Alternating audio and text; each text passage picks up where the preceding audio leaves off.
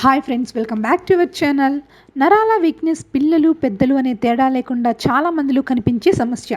ఇది నరాల బలహీనత ఉన్న వారిలో ఏ చిన్న బరువు లేపినా, చేతులు జివ్వును లాగేయడం, ఏదైనా పని చేసినా, కాసేపు నడిచినా వణుకు రావడం, తీవ్ర అలసట, తిమ్మర్లు ఇలా రకరకాల లక్షణాలు కనిపిస్తూ ఉంటాయి.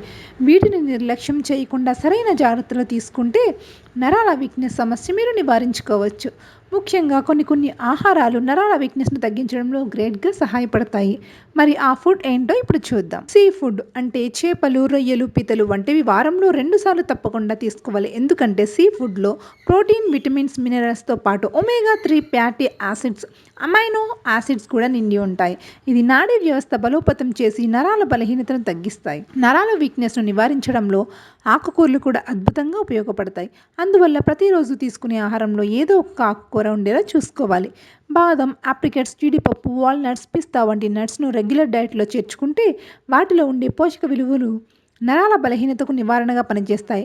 Green tea, black tea, dark chocolate, strawberry, బ్లూబెర్రీలు, పాల ఉత్పత్తులు, గుడ్లు, పప్పు ధాన్యాలు వంటి కూడా నరాల వీక్నెస్ను చెక్ పెట్టగలవు.